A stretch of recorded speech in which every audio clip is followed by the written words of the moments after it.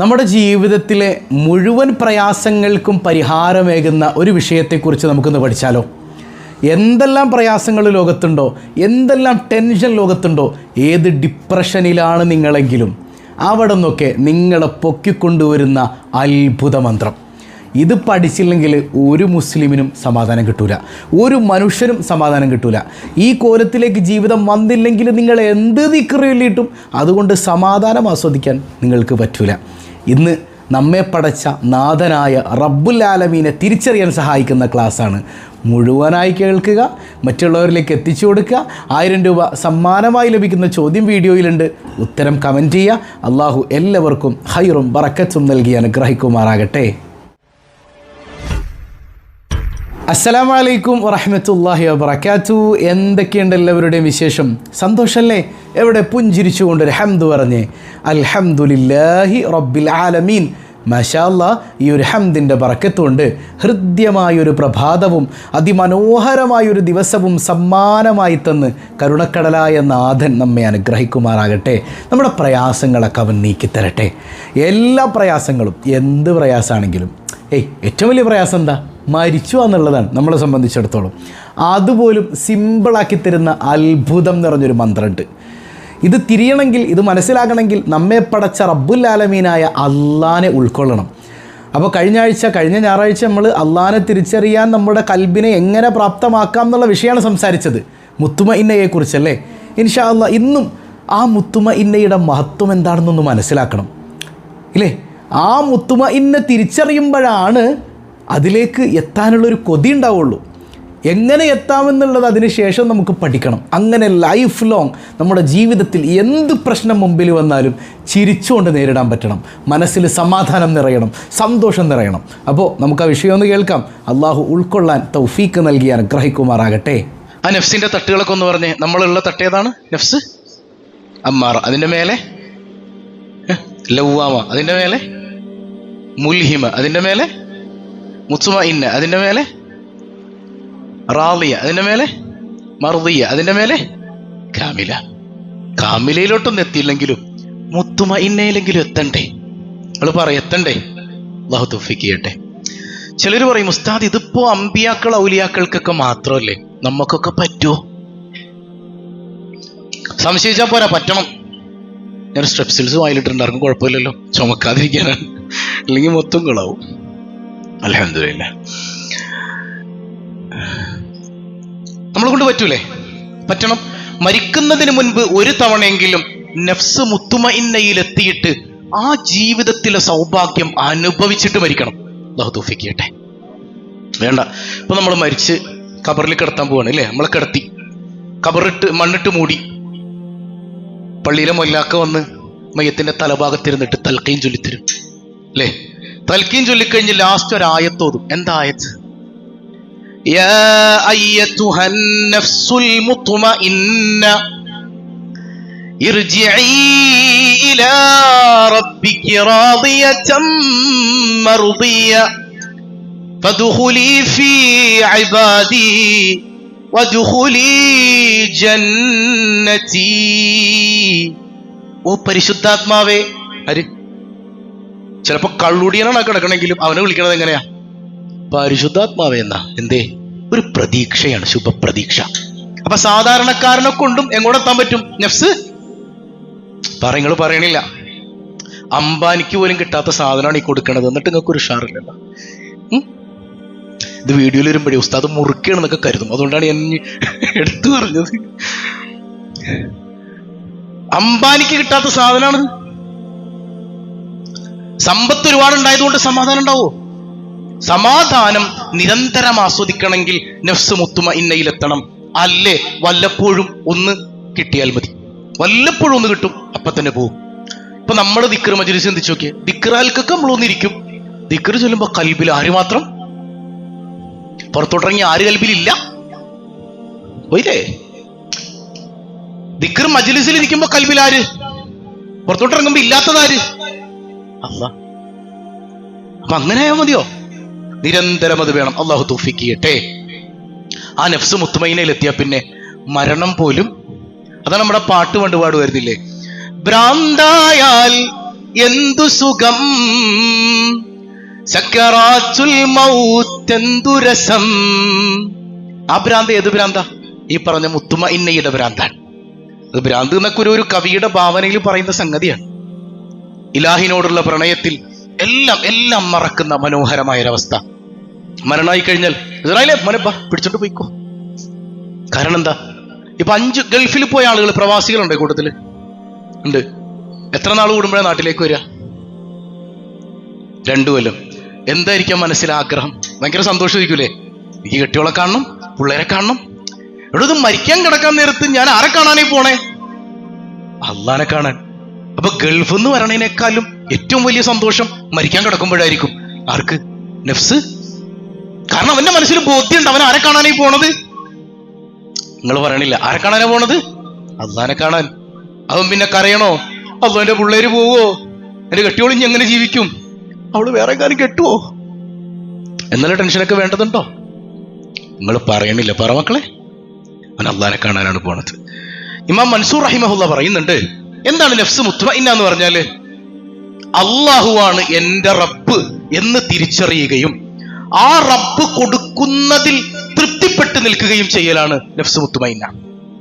2 കാര്യങ്ങൾ. എന്തൊക്കെ? ഒന്ന്, അള്ളാഹുവാണ് എന്റെ റബ്ബ് എന്ന് തിരിച്ചറിയണം.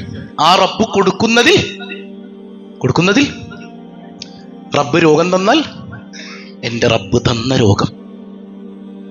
ഉച്ചയ്ക്ക് നമ്മുടെ വീഡിയോസ് ഒക്കെ കാണുന്ന ഒരു സഹോദരിയുടെ ഭർത്താവ് എൻ്റെ റൂമിൽ വന്നിരുന്നു. ലക്ഷദ്വീപിലെ അഗത്തിയിൽ താമസിക്കുന്ന ഒരു സഹോദരനാണ്.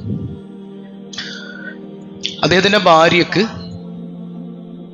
കിഡ്നി സംബന്ധമായ ചില പ്രശ്നങ്ങളുണ്ട്, ക്രിയാറ്റിൻ സംബന്ധമായ ചില ബുദ്ധിമുട്ടുകളുണ്ട്, കിഡ്നി മാറ്റി വെക്കണമെന്ന് ഡോക്ടർ പറഞ്ഞു. നമ്മുടെ വീഡിയോസിൽ ഇങ്ങനെ അൽഹംദുലില്ലാ പറഞ്ഞു ആ സഹോദരി അദ്ദേഹത്തോട് പറഞ്ഞു, അള്ളാ തന്നതല്ലേ, എന്തിനാ നിങ്ങൾ സങ്കടപ്പെടുന്നത്? കിഡ്നി മാറ്റി വെക്കണം എന്ന് പറയുമ്പോ ഒരു രോഗിയായ മനുഷ്യൻ അങ്ങനെ പറയാൻ പറ്റണമെങ്കിൽ അവരുടെ കൽബ് എത്രത്തോളം ഉയർന്നിട്ടുണ്ടാവണം? ഒരു ചിന്തിച്ചു നോക്കി. അപ്പൊ നമ്മളോട് ഡോക്ടർ പറയാം കിഡ്നി മാറ്റി വെക്കണം, എന്തായിരിക്കും അവസ്ഥ? ഈ പറയണ വലിയൊരു അവസ്ഥ എന്തായിരിക്കും? അല്ലാഹു കാത്തുരക്ഷിക്കട്ടെ. ആ സമയത്തും റബ്ബ് തന്നതല്ലേ എന്ന് പറയാൻ പറ്റുന്നൊരു മനസ്സുണ്ടല്ലോ, അത് അള്ളാന്റെ സമ്മാനാണ്. അപ്പൊ രോഗം തരുന്നതാരാ? രോഗം മാറ്റുന്നതും മാത്രമല്ല അല്ല, തരുന്നതും ആരാണ്? സുഖം തരുന്നതും മാത്രമല്ല അല്ല, എടങ്ങേറാക്കണതും ആരാണ്? അള്ളാഹുവാണ്. ശൈത്താനൊക്കെ ഒരു കാരണല്ലേ, സ്രഷ്ടാവാരാണ് അല്ലാ. തരുന്നതും തിരിച്ചെടുക്കുന്നതും കഷ്ടപ്പാടിലാക്കുന്നതും ദുരിതത്തിലാക്കണതും എടങ്ങേറാക്കണതും ഇടങ്ങേറ് മാറ്റണതും ഒക്കെ ആര്? അല്ലാ. ഈ തിരിച്ചറിവിൽ നിന്ന് അവനെ തൃപ്തിപ്പെടൽ. പെട്ടെന്നൊരു ദിവസം ദാരിദ്ര്യം ഉണ്ടായി, അൽഹംദുലില്ലാ. പെട്ടെന്ന് സമ്പത്ത് കിട്ടി, അൽഹംദുലില്ലാ. പെട്ടെന്ന് വീട്ടിലൊരു ജനനം, അൽഹംദുലില്ലാ.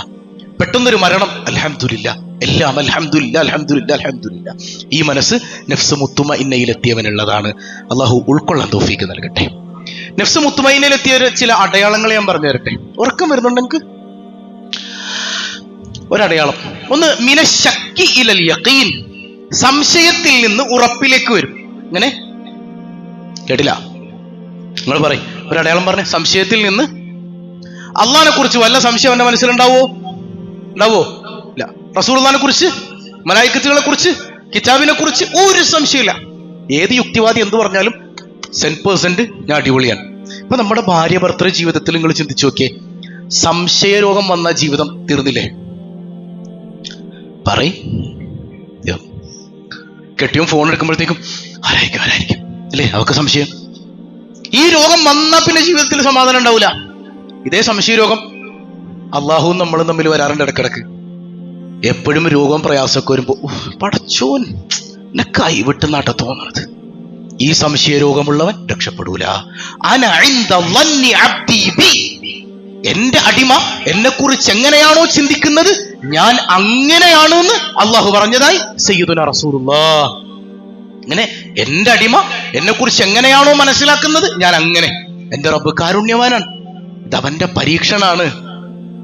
ചിലപ്പോഴൊക്കെ നമ്മളിങ്ങനെ അള്ളാഹുമായിട്ട് അടുക്കാതിരിക്കുമ്പോ പടച്ചോനൊരു രോഗം തരും. എന്തിനാത്? എടാ ഞാനിവിടെ ഉണ്ട്, എന്നെ ഒന്ന് വിളിക്കടാ. നീ എന്താ എന്നെ തിരിഞ്ഞു നോക്കാത്തത്? അതൊരു പ്രണയബന്ധത്തിന്റെ ഭാഗമാണ് രോഗം തരല്. ഇത് തിരിച്ചറിഞ്ഞിട്ട് നീ മാറ്റിത്തരൂ അല്ലാന്നുള്ള ബോധ്യത്തിൽ നിന്ന് കൊടുത്താൽ അന ഇൻദ ളന്നി അബ്ദി ബി, എന്റെ അടിമ എങ്ങനെയാണോ എന്നെ മനസ്സിലാക്കുന്നത് ഞാൻ അങ്ങനെയായിത്തീരും. അള്ളാഹു പറയാൻ സയ്യിദുനാ റസൂലുള്ളാഹ്. ഇനി രണ്ടാമത്തെ അടയാളം എന്താണ്? മിനൽ ജഹ്ലി ഇലൽ ഇൽമി, അറിവില്ലായ്മയിൽ നിന്ന് അറിവിലേക്ക് വരും. എവിടെ? നഫ്സ് മുത്തുമൈനയിലുള്ള ആള്. ഭാര്യ ഭർത്തൃ ജീവിതത്തെ കുറിച്ചൊക്കെ കേട്ടിട്ടുള്ളൂ. അതിന്റെ സുഖം അനുഭവിച്ചത് എപ്പോഴാ? കല്യാണം. ഈ അവസ്ഥയിലാണ് നമ്മളൊക്കെ ഉള്ളത്. നമ്മൾ ലാ ഇലാഹ ഇല്ലല്ലാഹ് തിരിച്ചറിയുമ്പോഴാണ്, നഫ്സ് മുത്തുമൈനയിൽ എത്തുമ്പോഴാണ് അതിന്റെ സുഖം അനുഭവിക്കാൻ തുടങ്ങുക. മനസ്സിലാവുണ്ടോ? അത് ആസ്വദിക്കാൻ അല്ലാഹു തൗഫീഖ് ചെയ്യട്ടെ. മൂന്നാമത്തേത് എന്താണ്? മിനൽ ഗഫ്ലത്തി ഇലൽ ഇസ്തിഅദാദി, അശ്രദ്ധയിൽ നിന്ന് ഉന്മേഷത്തിലേക്ക് വരും. നിങ്ങൾ പറഞ്ഞില്ല എന്താ? അശ്രദ്ധയിൽ നിന്ന് ഉന്മേഷത്തോടുകൂടെ ഇബാദത്ത് ചെയ്യുന്ന എത്ര പേരുണ്ട്? അങ്ങനെയുള്ളവരുടെ കൽബിൽ ആര് മാത്രമേ ഉണ്ടാവുള്ളൂ? ഒരാളെങ്കിലും പറയോ, ഇന്നത്തെ മഗ്‌രിബ് നിസ്കാരം ഞാൻ കൈകെട്ടി നിയ്യത്ത് ചെയ്തപ്പോൾ മുതൽ സലാം വീട്ടിയത് വരെ അള്ളയല്ലാതെ എൻ്റെ കച്ചവടമോ എൻ്റെ ഭാര്യയോ എൻ്റെ മക്കളോ അയൽപക്കത്തുള്ളവരോ തൊട്ടടുത്ത് നിൽക്കുന്നവരോ പള്ളിയിലെ ഇമാമോ ആരും ആയിക്കോട്ടെ നിങ്ങളുടെ കൽബിലേക്ക് വന്നിട്ടില്ല, അള്ള മാത്രമേ ഉണ്ടായിട്ടുള്ളൂ എന്ന് ഉറപ്പ് പറയാൻ പറ്റിയ എത്ര പേരുണ്ട്? എനിവൻ? ഞാനേതായാലും ഇല്ല. നിങ്ങൾ നമുക്ക് ഒരുമിച്ച് നന്നാകണം. അല്ലാഹു തൗഫീഖ് ചെയ്യട്ടെ. വേണ്ടേ? നമ്മൾ വലിയ കഥയൊക്കെ പറയും. അലി റളിയല്ലാഹു അൻഹുവിന്റെ കാലിൽ അമ്പ് കുത്തിക്കേറി ഊരിയെടുത്തപ്പോ, നിസ്കരിച്ചപ്പോ ഊരിയെടുത്തു, അറിഞ്ഞില്ല. അത് വെറുതെ ഇങ്ങനെ പറഞ്ഞു നടക്കാനുള്ളതാണോ? ഈ സംഗതിയൊക്കെ എക്സ്പീരിയൻസ് ചെയ്യണ്ടേ? അലി റളിയല്ലാഹു അൻഹുവിന് മാത്രം സാധ്യമായ സാധനമൊന്നും അല്ലത്. ഷാഫി ഇംദാദിനെ കൊണ്ടും പറ്റും, ഹമീദ് ഖാനെ കൊണ്ടും പറ്റും, ഷാജൂട്ടി ഖാനെ കൊണ്ടും പറ്റും, ഫാദിനെ കൊണ്ടും പറ്റും, അല്ലെ? ഹമീദ് ഖാനെ കൊണ്ടും പറ്റും, എല്ലാരെ കൊണ്ടും പറ്റൂലേ? അല്ലാഹു നമുക്കൊക്കെ തൗഫീഖ് ചെയ്യട്ടെ. ഇബാദത്ത് രണ്ടു തരമുണ്ട്. ഉന്മേഷം ഉള്ളതുകൊണ്ട് ഉന്മേഷം ഇല്ലാതെ. ഇതിപ്പോ നമ്മുടെ ഭാര്യ ഭർത്തൃ ജീവിതത്തിൽ നമുക്കിപ്പോ എങ്ങനെ ബന്ധിപ്പിക്കാൻ പറ്റും? സംഗതി രണ്ടും നിസ്കാരമാണ്. കണ്ടാല് ഭയങ്കര മുത്തക്കയാണ്, ഉള്ളിൻ്റെ ഉള്ളിലോ ഉണ്ടാവൂല. നിങ്ങളുടെ ഭാര്യ വീട്ടിൽ നിൽക്കാൻ പോകാറുണ്ടോ? ഉന്മേഷമില്ലാത്ത ഇബാദത്തിന്റെ ഉദാഹരണം നമുക്ക് എങ്ങനെ പറയാൻ പറ്റും? അവള് വീട്ടിൽ ചെന്ന് കഴിഞ്ഞാൽ മുഴുവൻ നിങ്ങളെക്കുറിച്ച് നിങ്ങൾ പറയണില്ല. എന്തായിരിക്കും അത്? പരാതിയായിരിക്കും, അല്ലേ? ഒരു സാധനവും മനുഷ്യൻ എടുത്തു കുടിക്കൂല. എടി എടി എടി എന്ന് എപ്പോഴും വിളിയാണ്. ഞാൻ തന്നെ കൊണ്ടുപോയി വെള്ളം കൊടുക്കണം, ഞാൻ തന്നെ കൊണ്ടുപോയി ചായ കൊടുക്കണം, ചോറ് ഞാൻ വിളമ്പി വെച്ചാലേ അവൾ ഏറ്റു എന്നൊക്കെ പറയും. ഇത് ഉന്മേഷം ഇല്ലാത്ത ഇബാദത്ത് പോലെയാണ്. ഉന്മേഷമുള്ള ഇബാദത്ത് ചില ഭാര്യമാരുണ്ട്. സംഗതി ഒരേ വേടാണ്, വാക്കുകളൊക്കെ ഒന്ന് തന്നെയാണ്, പറയുന്ന മോഡുലേഷൻ മാറും. പാവന്റെ കാക്ക, ഞാൻ കൊടുത്താലേ കുടിക്കുള്ളൂ. ഒരു ഇത്തിരി വെള്ളം വേണമെങ്കിൽ ഞാൻ കൊണ്ടുപോയി കൊടുക്കണം, ചോറിനാണെങ്കിൽ ഞാൻ കൊണ്ടുപോയി വിളമ്പി കൊടുക്കണം, അല്ലേ? പാവം അടുക്കളയിലോട്ടൊന്നും പോവില്ലെന്നേ, ഞാൻ പോയി എടുത്തുകൊണ്ടൊന്ന് കൊടുത്താലേ കുടിക്കുള്ളൂ. ഇത് ഇഖ്ലാസുള്ള ഉന്മേഷമുള്ള ഇബാദത്തിന്റെ ഉദാഹരണം പോലെയാണ്. നമുക്ക് സംഗതി ഇവിടെ കിട്ടുമോ? രണ്ടും വാക്കുകളൊന്നാണ്, പറയുന്ന മോഡുലേഷൻ വേറെ അല്ലേ? ഈ അവസ്ഥയിലാണ് നമ്മൾ ഉള്ളത്. നമ്മൾ നിസ്കരിക്കുന്നത് ആർക്ക് വേണ്ടിയാ? അള്ളാഹ്ക്ക് വേണ്ടി. അള്ളാഹാണ് എല്ലാം തരുന്നത്. പക്ഷെ സംഗതി കൽബിൽ വർക്കൗട്ടായാ ഇല്ല. അത് വർക്കൗട്ട് ആകണമെങ്കിൽ നഫ്സ് മുത്തുമഇന്നയിലെത്തണം. ഇല്ലെങ്കിൽ ആ പറഞ്ഞ കെട്ടിയോളെ പോലെ നിങ്ങളും ചിന്തിച്ചു നോക്കി, നമ്മുടെ കെട്ടിയോളെ ഏത് മോഡുലേഷനിലാണ് നിൽക്കണേന്നിപ്പോ മുഖത്തൊന്നും ചിരി വരുന്നില്ല കേട്ടോ ആരുടെയും. ഇത് സംഗതി ഉണ്ട് ഇതില്. കെട്ടിയോളെ കുറിച്ച് ചിന്തിക്കണതിന് മുമ്പ് ആരെക്കുറിച്ച് ചിന്തിക്കണം? ഞാനെങ്ങനെയെന്ന് ഞാനൊന്ന് ചിന്തിക്കണ്ടേ? കെട്ടിയോള് മാത്രം നന്നായാൽ മതിയോ? നിങ്ങൾ പറഞ്ഞില്ല. കെട്ടിയോള് മാത്രം നന്നായാൽ മതിയോ? കെട്ടിയോ നന്നാവണ്ടേ? ഓക്കെ. ഇനി എന്തായാലും നമ്മൾ മൂന്നാമത്തെ പറഞ്ഞത് മറന്നുപോയി. അശ്രദ്ധയിൽ നിന്ന് ഉന്മേഷത്തിലേക്ക് വരും. ഇനി നാലാമത്തേത് മിനദ്ദംബി ഇല തൗബ. എന്തെങ്കിലുമൊക്കെ ഒരു പാപം സംഭവിച്ചാൽ അപ്പൊ തന്നെ തൗബ തൗബ തൗബ. ഹബീബ് സയ്യിദുനാ റസൂലുള്ളാഹ് ഒരു തെറ്റ് സംഭവിച്ചാലോ, തെറ്റ് സംഭവിക്കോ റസൂലുള്ളാഹ്ക്ക്? തെറ്റ് ചെയ്യോ? തെറ്റ് ചെയ്യാൻ കഴിയാത്ത രൂപത്തിലാണ് അമ്പിയാക്കൾ പടയ്ക്കപ്പെട്ടിട്ടുള്ളത്. നമ്മളതൊക്കെ വിശദീകരിച്ചത്. എന്നാലും ഡെയിലി 100-ലേറെ തവണ അസ്തഗ്ഫിറുല്ലാഹ് എന്ന് പറയും സയ്യിദുനാ റസൂലുള്ളാഹ്. അതൊരു പ്രണയത്തിന്റെ ഭാഗമാണ്.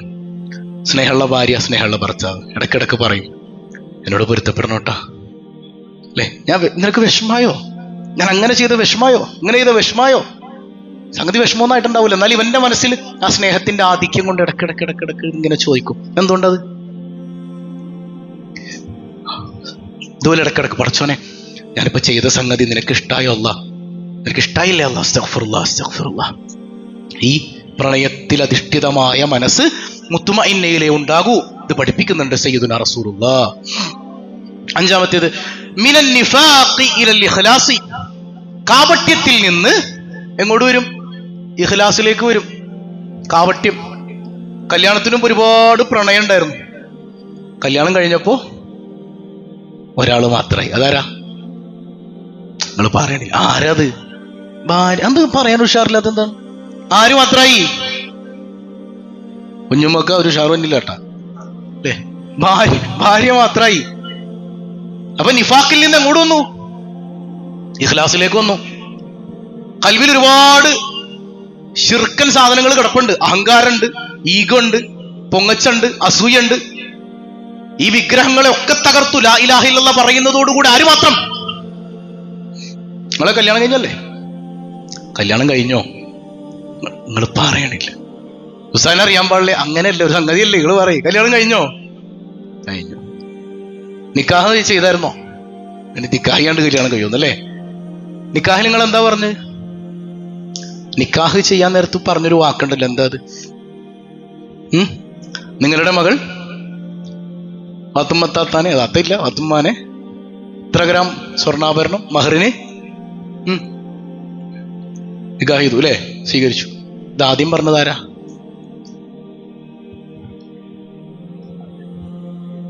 എന്നിട്ടെന്നെ മൊയിലാക്ക് പെണ്ണ് കിട്ടാഞ്ഞ്? നിങ്ങൾക്ക് മനസ്സിലായില്ല?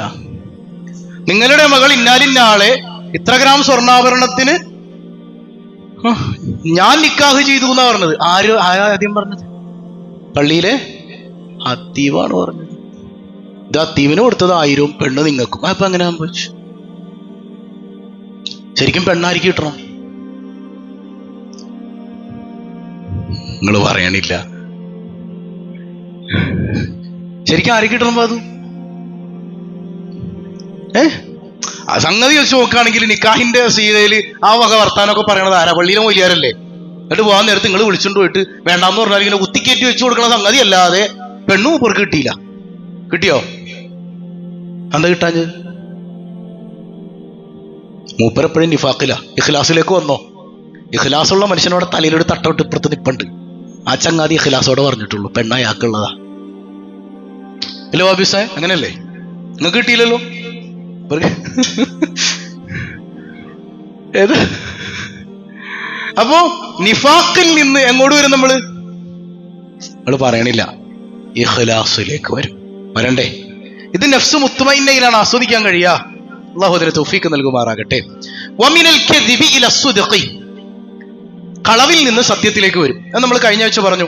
ഞാൻ പറഞ്ഞില്ലേ, ലോകത്തെ ഏറ്റവും വലിയ കള്ളനായിരുന്നു എന്നെ നന്നാക്കാൻ ലാ ഇലാഹ ഇല്ലല്ലാഹ്ക്കാണ് പറ്റിയത്. ഞാൻ കളവ് പറഞ്ഞു, അള്ളാഹുവാണ് ഏറ്റവും വലിയവനെന്ന് പറഞ്ഞിട്ട് എൻ്റെ കൽബിൽ എന്തായിരുന്നു? അല്ലാഹ് അല്ലാത്തതൊക്കെ ഉണ്ടായിരുന്നു. എന്നാൽ മുത്തുമൈനയിൽ എത്തിക്കഴിഞ്ഞാൽ പിന്നെ കൽബിൽ ആര് മാത്രം? അല്ലാഹു മാത്രം. വമിനൽ ഗളബി ഇല റുഫ. കോപത്തിൽ നിന്ന് കാരുണ്യത്തിലേക്ക് വരും എന്നാണ് സയ്യിദുനാ റസൂലുള്ളാഹ്. ആയിഷ ബീവി പറഞ്ഞൊരു സംഗതി ഇല്ലേ, എന്റെ റസൂലുള്ളാഹ് ഒരു പെണ്ണിനെയും കൈനീട്ടി അടിച്ചിട്ടില്ല, വിലക്കാരോട് മാന്യമായിട്ടല്ലാതെ പെരുമാറിയിട്ടില്ല, കോപിച്ചിട്ടില്ല. ആ വക കാര്യങ്ങളിൽ സയ്യിദുനാ റസൂലുള്ളാഹ്. അങ്ങനെയുള്ളവരോടാണ് വിളിക്കപ്പെടുക. യാ അയ്യതുഹൻ നഫ്സുൽ മുത്മഇന്ന ഇർജിഇ ഇലാ റബ്ബിക റാദിയതൻ മർദിയ.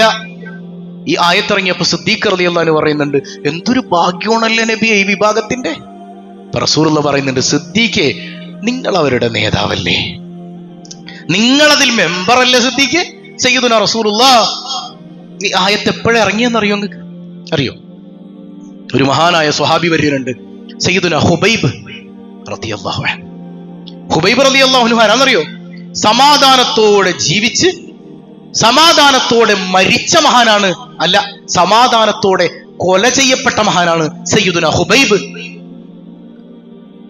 അതായത് തൂക്കുകയറിൽ കയറ്റാൻ വേണ്ടിയിട്ട്, ക്രൂശിക്കാനൊക്കെ വേണ്ടിയിട്ട് ഹുബൈബിനെ കൊണ്ടുവരുമ്പോ അവിടെ നിന്ന് പാട്ടുപാടിയ മഹാനാണ് സയ്യിദുനാ ഹുബൈബ്. ആരായാലും മരിക്കാൻ നേരത്തൊന്ന് വിറയ്ക്കും. പക്ഷെ മുത്തുമൈനയിലെത്തിയവൻ അപ്പോഴും വിറക്കൂല അല്ലേ? നേരത്തെ പറഞ്ഞ അവസ്ഥയാണ്. 5 കൊല്ലം ഗൾഫിൽ നിന്നിട്ട് തിരിച്ചു നാട്ടിലേക്ക് വരുമ്പോ തന്റെ ഭാര്യയും മക്കളെ കാണാനുള്ളൊരു കൊതിയുണ്ടല്ലോ, അതിനേക്കാളുപരി ഞാൻ പോണത് എന്റെ നാഥനെ കാണാനാണെന്നുള്ളൊരു കൊതി അവന്റെ മനസ്സിലുണ്ടാവും. അങ്ങനെയായിരുന്നു സയ്യിദുന ഹുബൈബ് റളിയല്ലാഹു അൻഹു. ഹുബൈബിനെ കൊല്ലാൻ വിധിച്ചു. കഴുമരത്തിന്റെ അടുത്തേക്ക് കൊണ്ടുവരുമ്പോ പറയും, എനിക്ക് 2 റക്അത്ത് നിസ്കരിക്കണം കേട്ടോ. അങ്ങനെ മരണത്തിന് മുമ്പ് 2 റക്അത്ത് നിസ്കാരം റസൂലുള്ളാഹി കാണിച്ചു തന്നിട്ടുണ്ടോ? ഉണ്ടോ? കാണിച്ചിട്ടില്ല. പക്ഷെ ഹുബൈബ് നിസ്കരിച്ചു. അത് സുന്നത്താണ് നമുക്ക്. അപ്പൊ ഈ നല്ല ഐച്ഛികമായ ചില കാര്യങ്ങൾ ചില സമയത്ത് നന്മക്ക് വേണ്ടി ചെയ്യുന്നത് കൊണ്ട് ഒരു കുഴപ്പമില്ല. ഇപ്പൊ നമ്മളൊരു വീട്ടിലേക്ക് കയറാൻ നേരത്ത് ഫാത്തിഹ ഓതിയാല്, ഒരു മരണ വീട്ടിൽ ഫാത്തിഹ ഓതിക്കഴിഞ്ഞാല് മിണ്ടാതിരിക്കുന്ന കുറെ മനുഷ്യന്മാരുണ്ട്, സാധുക്കളാണ്. അല്ലാഹു അവർക്ക് അറിവ് കൊടുക്കുമാറാകട്ടെ. മരണ വീട്ടിൽ ഓതിയ പ്രശ്നം, ഒരു വീട് താമസത്തിന് ഫാത്തിഹ ഓതിയ പ്രശ്നം, ഇങ്ങനെ ഹുബൈബിനൊക്കെ പിടിച്ച് ഇസ്ലാമിനെ കുറച്ചാക്കണ്ടേ? അങ്ങനെ ഒരു നിസ്കാരം റസൂലുള്ളാഹി കാണിച്ചിട്ടില്ല. പക്ഷേ കൊലക്കളത്തിലേക്ക് കൊണ്ടുപോകുമ്പോൾ ഞാൻ 2 റക്അത്ത് എന്റെ റബ്ബിന് വേണ്ടി നിസ്കരിച്ചോട്ടെ സയ്യിദുന ഹുബൈബ്. എന്നിട്ടൊരു പാട്ടുപാട്. നമ്മളൊക്കെ പാടുന്നത് എപ്പോഴാണ്? ടൂറ് പോകുമ്പോഴാ. ഇവിടെ മരിക്കാൻ നേരത്ത് കഴുത്തിൽ കത്തി വെക്കുമ്പോ പാട്ടുപാടുന്ന സയ്യിദുന ഹുബൈബ്. ഇത് അവർക്ക് മാത്രമല്ല, നമുക്കുണ്ട്. വസ്സാബിഖൂനൽ അവ്വലൂന മിനൽ മുഹാജിരീന വൽ അൻസാർ വല്ലദീന തബഊഹും ബിഇഹ്സാൻ റളിയല്ലാഹു അൻഹും വറദൂ അൻ. മുഹാജിരീങ്ങളും അൻസാറുകളും അവരെ പിന്തുടർന്നവർക്കും അള്ളാഹിന്റെ തൃപ്തി ഉണ്ടെന്നാണ്. അപ്പൊ പിന്തുടരാൻ നമ്മളെ കൊണ്ട് പറ്റണം. അള്ളാഹു തൗഫീഖ് ചെയ്യട്ടെ. ഇപ്പൊ ബുഖാരിയിൽ ഈ ചരിത്രം പറയുന്നുണ്ട്. ഹബീബായ സയ്യിദുനാ റസൂലുള്ളാഹ് സ്വഹാബത്തിനൊപ്പം ഇങ്ങനെ ബദറിൽ യുദ്ധത്തിന് പോവാണ്. ബദറിൽ പങ്കെടുത്ത സ്വഹാബിയാണ് സയ്യിദുനാ ഹുബൈബ് റളിയല്ലാഹു. അവിടെ ഹാരിസ് ഇബ്നു ആമിർ എന്ന് പറയുന്ന മനുഷ്യനെ, മുശ്രിക്കിനെ കൊന്നു. ആര്? ഹുബൈബ് റളിയല്ലാഹു. കൊല ചെയ്യപ്പെട്ടു. ബദറിൽ മുസ്ലിങ്ങൾ ജയിച്ചു. പക്ഷെ ആമിറിന്റെ മക്കൾക്ക് ഭയങ്കര ദേഷ്യം. ഞങ്ങൾ പ്രതികാരം ചെയ്യും, ഹുബൈബിനെ കിട്ടുന്നിടത്ത് വെച്ച് ഞങ്ങൾ തട്ടിക്കളയും. അവര് പ്രതിജ്ഞ ചെയ്തു. ആയിടക്കാണ് റസൂലുള്ളാഹി സ്വല്ലല്ലാഹു അലൈഹി വസല്ലം തങ്ങൾ ഒരു നാട്ടിലേക്ക് 10 സ്വഹാബത്തിനെ പറഞ്ഞയക്കുന്നത്. 10 പേരെ പറഞ്ഞയച്ചു. പോകുന്ന വഴിക്ക് അവരെ ശത്രുക്കൾ പിടിച്ചു, ഖുറൈശികൾ പിടിച്ചു. 7 പേരെ സ്പോട്ടിൽ കൊന്നുകളഞ്ഞു. ബാക്കി 3 പേരെയും കൊണ്ട് അടിമച്ചന്തയിലേക്ക് പോവാണ്. അതിൽപ്പെട്ട ആളാണ് സയ്യിദുന ഹുബൈബ്. ഇത് ഹാരിസ് ഇബ്നു ആമിറിന്റെ മക്കൾ അറിയാം. ഹുബൈബിനെ ചന്തയിൽ കൊണ്ടുവന്നിട്ടുണ്ട്. ഇവർ ഓടിച്ചെന്ന് നല്ല വില കൊടുത്ത് ഹുബൈബിനെ കൊണ്ട് വീട്ടിലേക്ക് തിരിച്ചു പോരാ. എന്തിനാ കൊണ്ടുപോണത്? ഒറ്റടിക്ക് കൊന്നില്ല, ഇഞ്ചിഞ്ചായി നരകിച്ച് അനുഭവിപ്പിച്ചു കൊല്ലണം. ആരെ? സയ്യിദുന ഹുബൈബ് റളിയല്ലാഹു അൻഹു. അപ്പൊ അവിടെ ഈ ഹാരിസ് ഇബ്നു ആമിറിന്റെ ഭാര്യയും മക്കളൊക്കെ ഉണ്ട് അവിടെ. അവര് ആ വീട്ടിൽ കഴിച്ചിട്ട് ബാക്കിയായ എച്ചിലായ വേസ്റ്റ് ഭക്ഷണമാണ് ആർക്കൊണ്ടേ കൊടുക്കുക? ഹുബൈബ് റളിയല്ലാഹു അൻഹു. പക്ഷെ ഇവരങ്ങോട്ട് ചെല്ലുമ്പോ ആ നാട്ടില് ആ സീസണിൽ ഇല്ലാത്ത പഴങ്ങളൊക്കെ അവിടെ ഇങ്ങനെ ഉണ്ട്. സുബ്ഹാനക യാ റബ്ബ്. അല്ലേ? മിൻ ഹൈസു ലാ യഹ്തസിബ്. എന്റെ അടിമകൾക്ക്, എന്നിലേക്ക് അടുത്ത അടിമകൾക്ക് അവരറിയാത്ത മാർഗങ്ങളിലൂടെ ഞാൻ കൊടുക്കും അല്ലാഹു റബ്ബുൽ ആലമീൻ. സയ്യിദുനാ സൂറത്തു മറിയമിൽ നമ്മൾ പഠിച്ചിട്ടില്ലേ? മറിയം ബീവിയുടെ റൂമിൽ കണ്ടതുപോലെ ആരുടെ റൂമിലും കണ്ടു? സയ്യിദുനാ ഹുബൈബ് റളിയല്ലാഹു അൻഹു. ഹുബൈബ് ചോദിച്ചു, എനിക്ക് എന്റെ രോമം വടിക്കാനായിട്ട് ഒരു കത്തി തരണം, ഒരു കത്തി തരണം. കത്തി കൊടുത്തു. കാലിൽ മാത്രമേ ചങ്ങല ഇട്ടിട്ടുള്ളൂ കേട്ടോ. അപ്പൊ ഹുബൈബ് റളിയല്ലാഹുവിന്റെ മുമ്പിൽ കൂടെ ഹാരിസ് ഇബ്നു ആമിറിന്റെ പേരക്കുട്ടി ഇങ്ങനെ പോവാ. ചെറിയ കുട്ടിയാ. കുഞ്ഞിനെടുത്തിട്ട് ഹുബൈബ് റളിയല്ലാഹു അൻഹു മടിയിലേക്ക് വെച്ചു. ഇത് കണ്ട അവിടുത്തെ സ്ത്രീകൾ പേടിച്ച് കരയാൻ തുടങ്ങി. കുഞ്ഞിനെ ഇപ്പൊ കൊല്ലും. അതായത് ഒരു കയ്യിൽ കത്തിയുണ്ട്, ഒരു കയ്യിൽ കുഞ്ഞുണ്ട്. നമ്മളാണ് ഹുബൈബിന്റെ സ്ഥാനത്തെങ്കിൽ ചിന്തിച്ചു നോക്കിയേ. സയ്യിദുനാ ഹുബൈബ്, നിങ്ങൾ പേടിക്കല്ലേ. അങ്ങനെ കുഞ്ഞിനോട് ദ്രോഹം കാട്ടാൻ പഠിപ്പിച്ചൊരു നേതാവല്ല ഞങ്ങളുടേത്. ആ കുഞ്ഞിനോടും സ്നേഹം പകരാൻ പഠിപ്പിച്ചു തന്ന മുഹമ്മദ് മുസ്തഫ സല്ലല്ലാഹു അലൈഹി വസല്ലം തങ്ങളുടെ അനുയായിയാണ് ഞങ്ങൾ. സയ്യിദുനാ ഹുബൈബ് റളിയല്ലാഹു അൻഹു. അങ്ങനെ ആ ഹുബൈബ് റളിയല്ലാഹു അൻഹുവിനെ ഇവർ കൊല്ലാൻ കൊണ്ടുപോവാൻ. അങ്ങനെ ക്രൂശിക്കാൻ കൊണ്ടുപോകുന്ന വഴിക്ക് പാട്ട് പാടാൻ. നഫ്സ് മുത്തുമൈനയുടെ ഗുണം. അവിടെയും പാട്ട്. വലസ്തു ഉബാലി ഹീന ഉഖ്തലു മുസ്ലിമാ അലാ അയ്യി ശിഖിൻ കാന ലില്ലാഹി മസ്റഈ. അല്ലാഹുവിന് വേണ്ടി മരിക്കുന്നതിൽ എനിക്ക് ഒരു പ്രശ്നമില്ല. എൻ്റെ അവയവങ്ങൾ കഷ്ണം കഷ്ണങ്ങളാക്കി നിങ്ങൾ ചതിച്ചാലും എൻ്റെ റബ്ബിന് വേണ്ടിയല്ലേ. I am happy. എനിക്ക് ഭയങ്കര സന്തോഷമാണ്.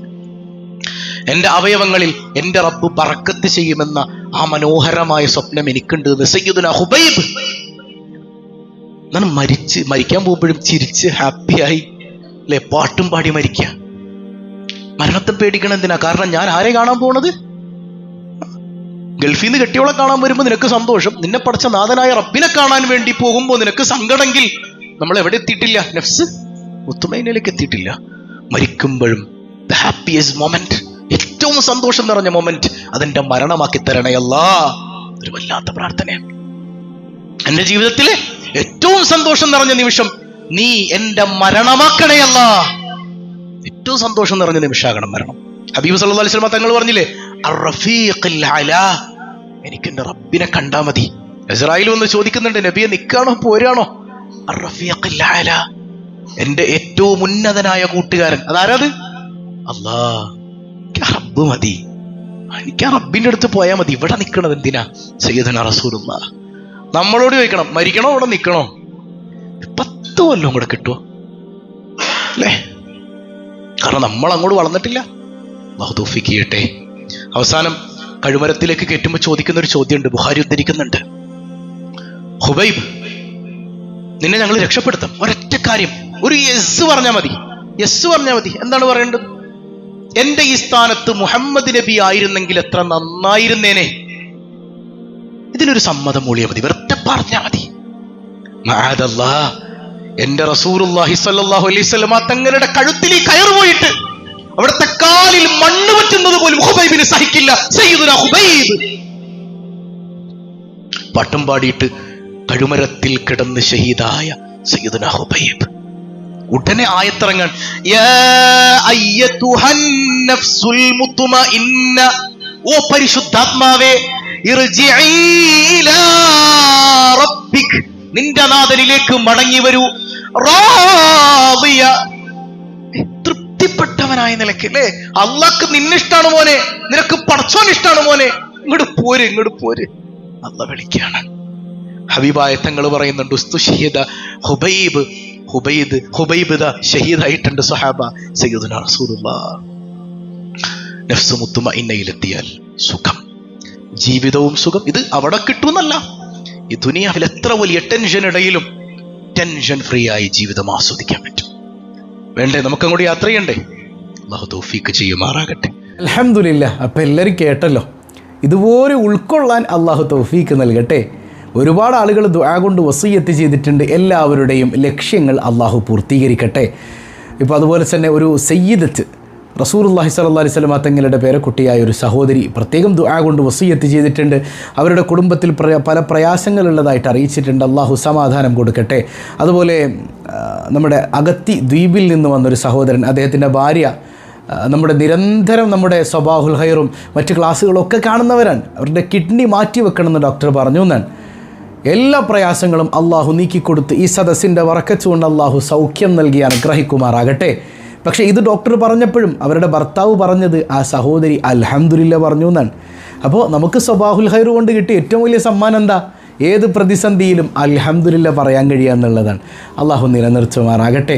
പിന്നെ കഴിഞ്ഞ വെള്ളിയാഴ്ച നമ്മുടെ റിലീഫ് പദ്ധതിയിലേക്ക് പ്രയാസങ്ങൾ അനുഭവിക്കണം എന്തോരം മനുഷ്യന്മാരാണ് സങ്കടം പറയണത്. അവരിലേക്കൊക്കെ സഹായം എത്തിച്ചു കൊടുക്കുമ്പോൾ അവരുടെ ആ ഒരു മുഖത്ത് വിരിയുന്നൊരു പുഞ്ചിരി ഉണ്ടല്ലോ, അതെൻ്റെ റബ്ബിനെ ചിരിപ്പിക്കും. പല ആളുകളും ഹദിയ ചെയ്തു, ചില ആളുകൾക്ക് ചെയ്യാൻ പറ്റുന്നില്ല എന്നുള്ള സങ്കടം പറഞ്ഞിട്ടുണ്ട്. അപ്പോൾ ഹദിയ ചെയ്യാൻ ഉദ്ദേശിക്കുന്നവർക്ക് താഴെ നമ്മുടെ അക്കൗണ്ട് നമ്പറുണ്ട്, അപ്പോൾ അതിലേക്ക് ഹദിയ ചെയ്യുക. അള്ളാഹ് അവരുടെ പ്രയാസങ്ങൾ, അവരുടെയും നമ്മുടെയും പ്രയാസങ്ങളൊക്കെ അള്ളാഹു നീക്കി കൊടുക്കുമാറാകട്ടെ. എല്ലാവിധ ബുദ്ധിമുട്ടുകളും അള്ളാഹു മാറ്റിത്തരട്ടെ. അപ്പോൾ ഇന്നത്തെ ചോദ്യം, 1000 രൂപ സമ്മാനമായി ലഭിക്കുന്ന ഇന്നത്തെ ചോദ്യം, നമുക്കറിയാം നമ്മൾ വെള്ളിയാഴ്ച പാരായണം ചെയ്യുന്നൊരു സൂറത്താണ് സൂറത്തുൽ കഹഫിലെ. ഈ സൂറത്തുൽ കഹഫിൽ മൂസാ നബി അലൈഹിസ്സലാമിനോടൊപ്പം യാത്ര ചെയ്യുന്നൊരു നബിയുണ്ട്. ആ നബിയുടെ കൂടെ മൂസാ നബി പോവാണ് അല്ലേ. അതാരാണ്? മൂസാ നബിയുടെ ഒരു സഹചാരിയായിരുന്ന ആ നബി ആരാണ്? കമൻറ്റ് ചെയ്യുക. അള്ളാഹു ബറക്കത്ത് ചെയ്യട്ടെ. പതിവായി ചൊല്ലുന്ന ദിക്ർ സുബ്ഹാനല്ലാഹി വബിഹംദിഹി عدد خلقه ورضا نفسه وزنة عرشه ومداد كلماته سبحان الله وبحمده عدد خلقه ورضا نفسه وزنة عرشه ومداد كلماته سبحان الله وبحمده عدد خلقه ورضا نفسه وزنة عرشه ومداد كلماته الحمد لله رب العالمين اللهم صل على سيدنا محمد وعلى آل سيدنا محمد അർഹമുർറഹീമായ കരുണക്കടലായ റബ്ബേ, ഈ സദസ്സ് നീ സ്വീകരിക്കണേ അല്ലാ.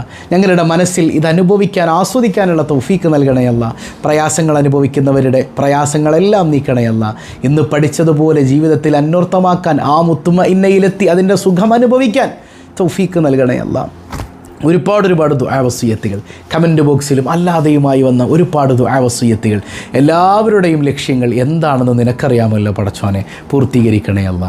മക്കളില്ലാത്തവർ, ഉള്ള മക്കൾ സ്വാലിഹീങ്ങളാകാൻ, അതുപോലെ തന്നെ ഗർഭിണികൾക്ക് സുഖപ്രസവം ലഭിക്കാൻ, വീടില്ലാത്തവർ, അതുപോലെ സ്വന്തമായൊരു വീട് നിർമ്മാണം തുടങ്ങി പൂർത്തീകരിക്കാൻ കഴിയാത്തവർ, അങ്ങനെ തുടങ്ങി എത്രയോ സങ്കടങ്ങൾ, എല്ലാവരുടെയും മുറാദുകൾ ഹാസുലാക്കണേ അല്ലാ. ഞങ്ങളിൽ നിന്ന് മരണപ്പെട്ട ആരെല്ലാമുണ്ടോ എല്ലാവർക്കും പുറത്തു കൊടുക്കണേ അല്ലാ.